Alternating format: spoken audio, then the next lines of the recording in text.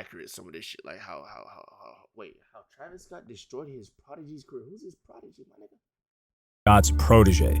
But he got tossed aside after Hey, y'all be saying protege or prodigy? I be saying prodigy.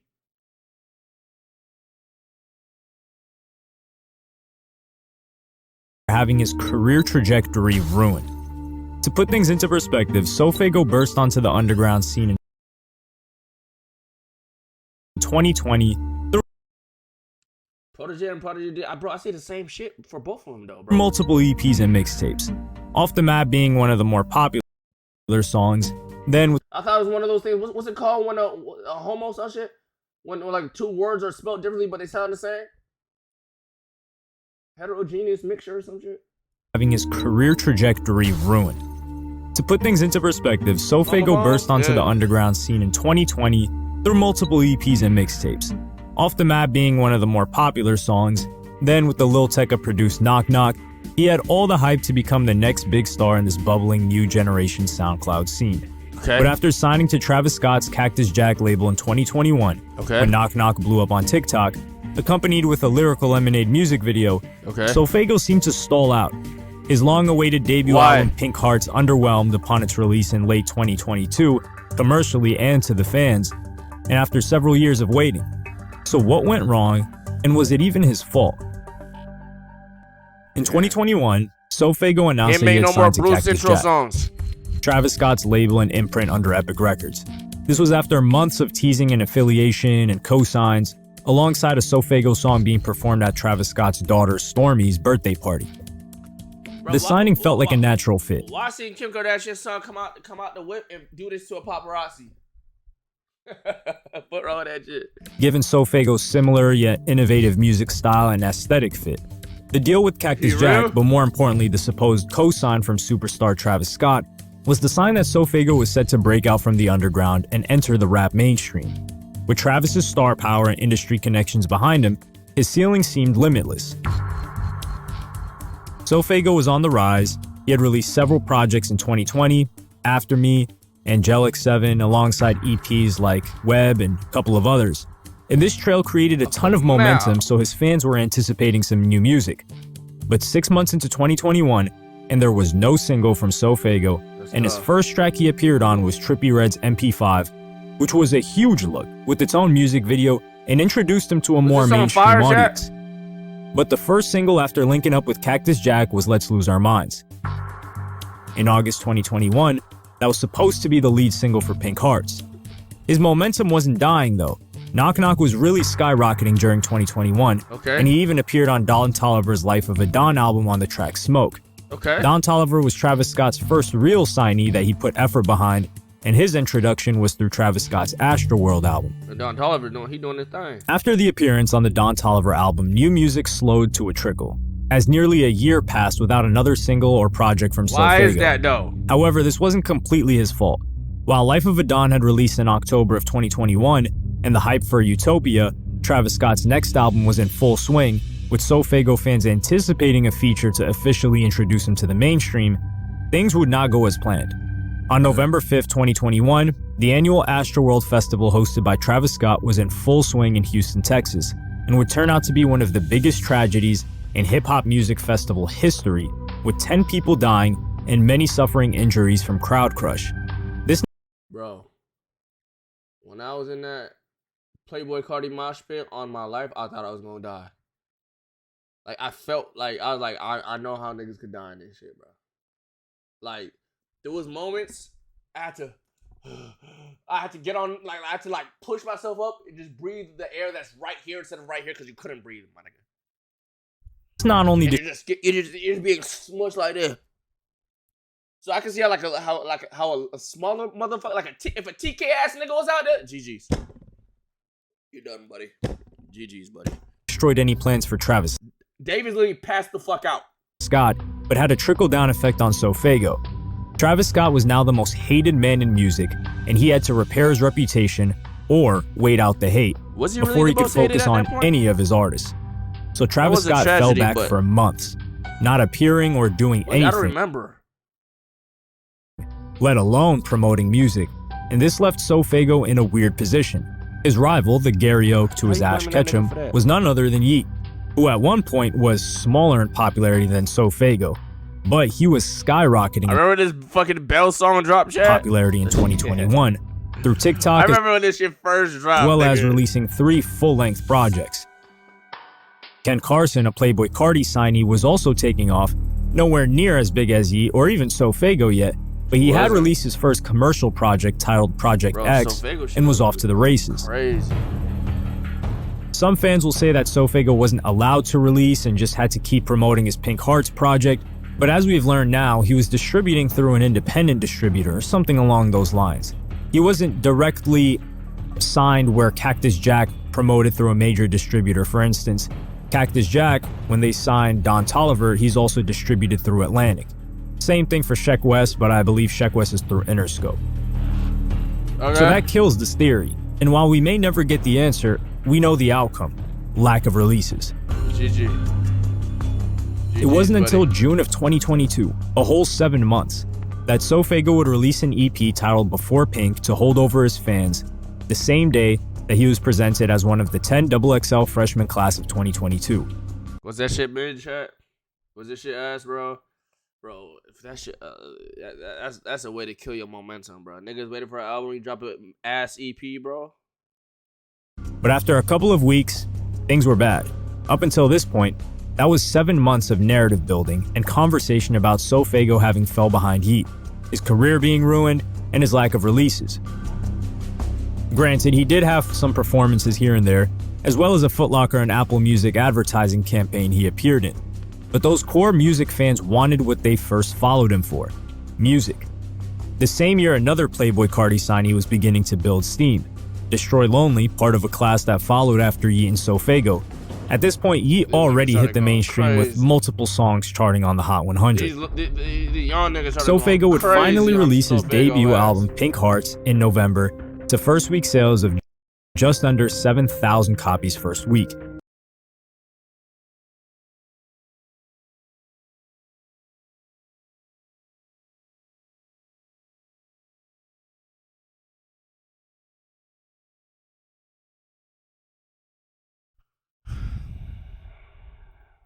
That's tough. 7K Underground ain't as bad as it seems, bro. Y'all clown DDG for selling more than that, bro. I ain't gonna lie. Y'all clown DDG for selling more than that,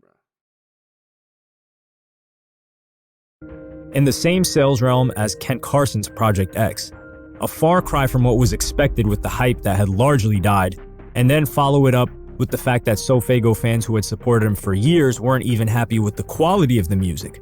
But how hard is it to live up to a project that's anticipated for 2 years? Yeah, that's the thing. That shit had someone's intimate. The way this nigga describing it, niggas sound like they were waiting for that shit for 2 years and shit. Like, was it not good or some shit? The features on the project were Gunna, DJ Khaled, He had Gunna, DJ Khaled, that motherfucker. Ken Carson, Lil Uzi Vert, and Don Toliver.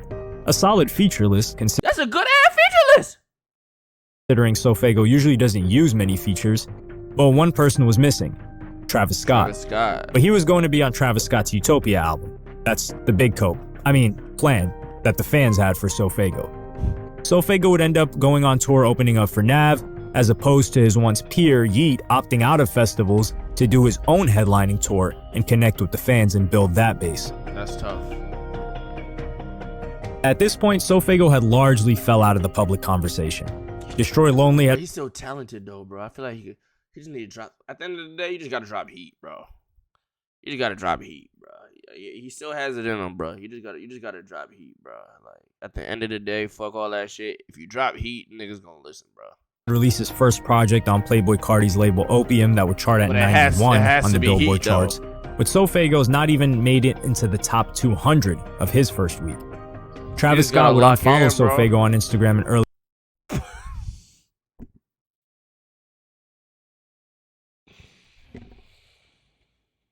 What? Why? Oh no, bro. 2023, which led to fan-made rumors that there were issues between them. That's like me unfollowing. That's like me unfollowing motherfucking JX0 because of that shit that happened during the 5-star battle, bro. Come on, bro. But that was quelled during All-Star Weekend when Cactus Jack had a pop-up and show where Travis Scott announced that he would be releasing Utopia after members of Cactus Jack dropped their projects, one of which was him announcing a SoFaygo EP. Before SoFaygo even released again, Destroy Lonely would release his album If Looks Could Kill in May of 2023, which debuted at number 18 on the charts first week, selling 30,000. SoFaygo would release his next project, Go, in June that failed to chart, with no major features either. Travis Scott was teasing Utopia a ton, but he would finally release it on July 28, 2023, with an army of features. Cactus Jack with one, like Sheck West, who was on a different version of a song that didn't end up on there. But the moment SoFaygo fans were waiting for didn't come to fruition. He was nowhere to be found on the album.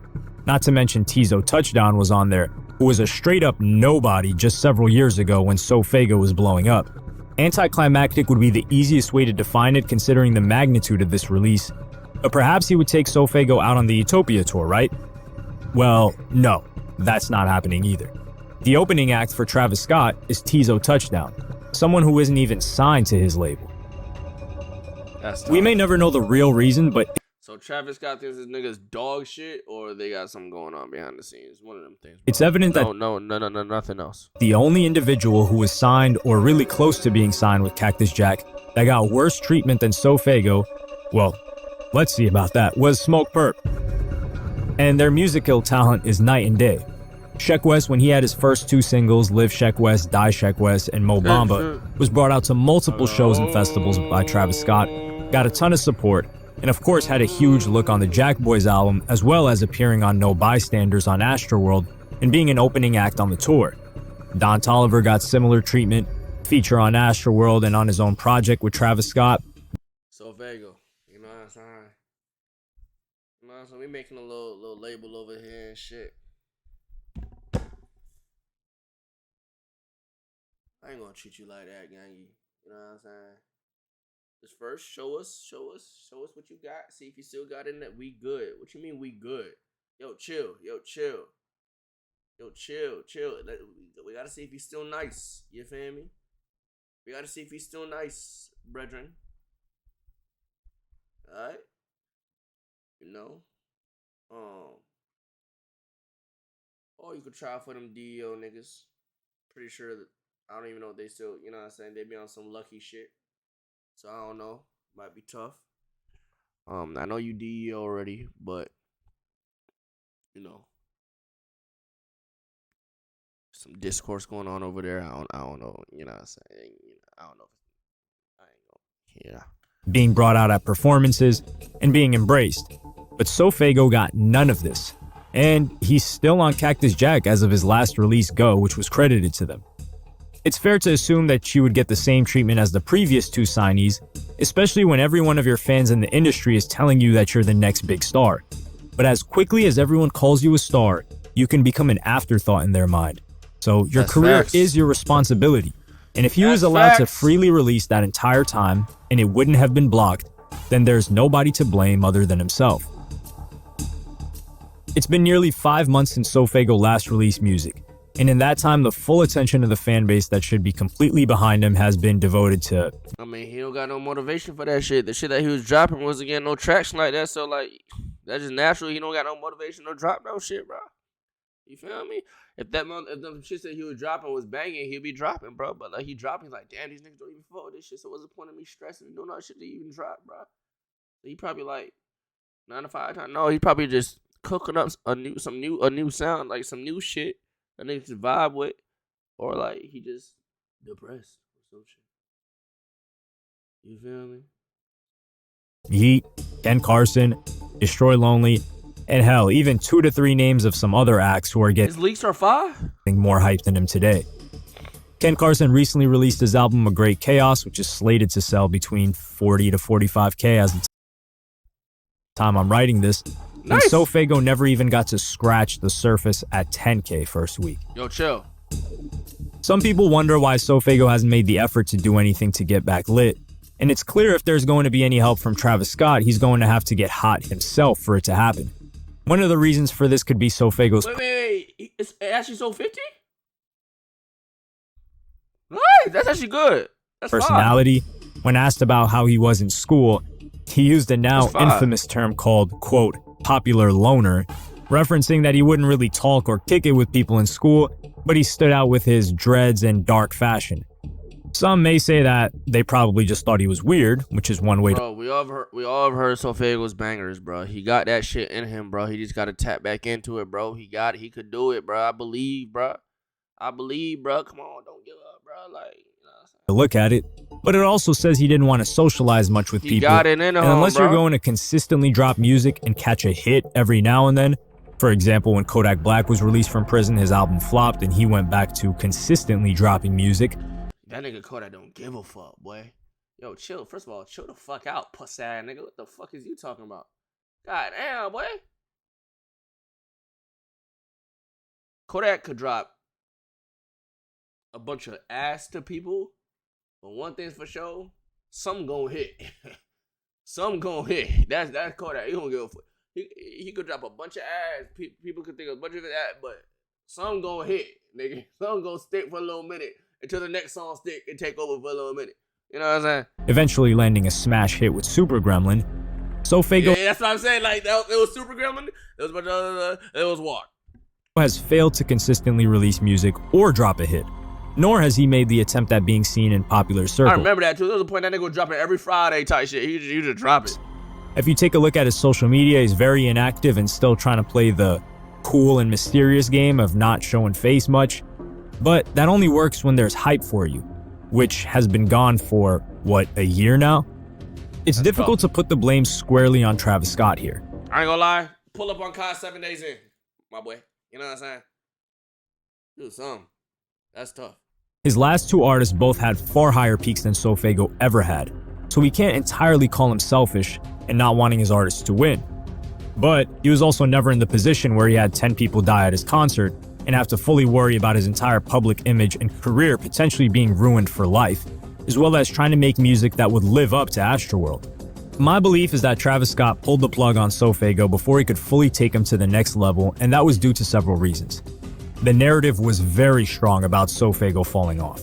SoFaygo had not caught a single hit on his own since being signed to Travis Scott, and perhaps other behind-the-scenes things like work ethic being involved or other reasons that we don't even know about. Because keep in mind, Smokepurpp was someone who was nearly at the finish line of being signed to Travis Scott, but the plug was pulled on that. But at least even he got a Travis Scott feature. Make sure to subscribe for more. That's tough, gangy. He dead ass held him back on purpose, screwed up all his momentum. Okay, let's take some accountability, bro. Come on, bro.